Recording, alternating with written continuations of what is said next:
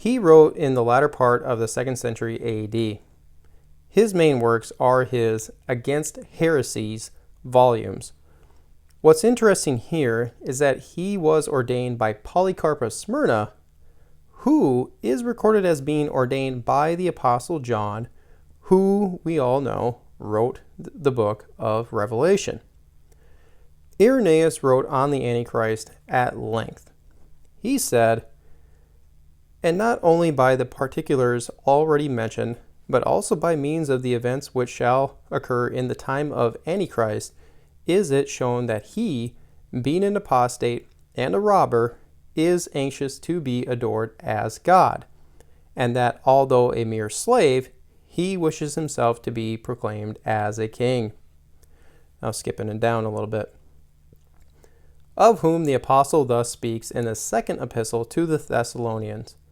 "Unless there shall come a falling away first, and the man of sin shall be revealed, the son of perdition, who opposeth and exalteth himself above all that is called God, or that is worshipped, so that he sitteth in the temple of God, showing himself as if he were God, and that he will endeavor in a tyrannical manner to set himself forth as God." Moreover, Paul has also pointed out this which I have shown in many ways, that the temple in Jerusalem was made by the direction of the true God. For the apostle himself, speaking in his own person, distinctly called it the temple of God. Now I have shown in the 3rd book that no one is termed God by the apostles when speaking for themselves, except him who truly is God, the Father of our Lord, by whose directions the temple which is at Jerusalem was constructed for those purposes which I have already mentioned, in which the temple the enemy shall sit, endeavoring to show himself as Christ, i.e. the Messiah. So, it's very noticeable that Irenaeus was talking about the physical temple in Jerusalem and not a spiritual one like the epistle of Barnabas was. He then references Jesus' words from the Olivet Discourse, where he referred to Daniel's prophecies that he interpreted that a physical temple would be present for the Antichrist to sit in. He continues saying, "Daniel too, looking forward to the end of the last kingdom, i.e., the 10 last kings, amongst whom the kingdom of those men shall be partitioned, and upon whom the son of perdition shall come, declares that the 10 horns shall spring forth from the beast, and that another little horn shall arise in the midst of them, and that 3 of the former shall be rooted up before his face."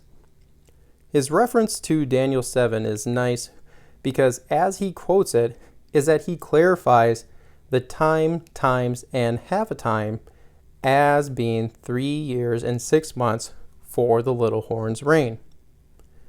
Irenaeus goes on describing more about the Antichrist sitting in the temple and uses Daniel 8's fierce king to further his thinking. Was he seeing a typology from Antiochus or a direct reference to the Antichrist here and nothing about Antiochus? We can't say for sure.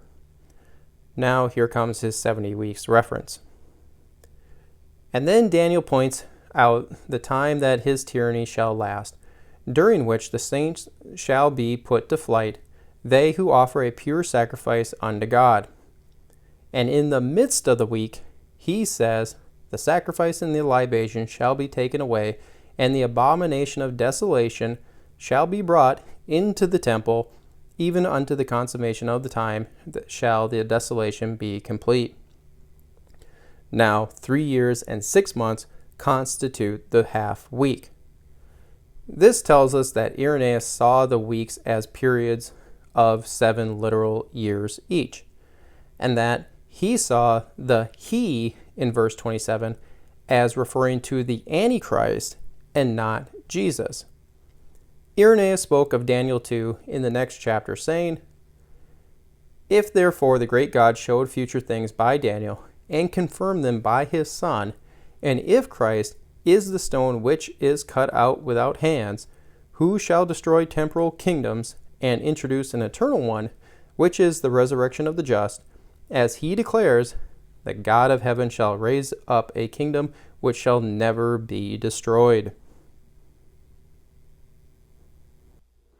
Reminder, hit the subscribe button below, turn on the notification bell, hit the like button, leave a comment, and don't forget to visit us at justscripture.org. But in the meantime, stay salty.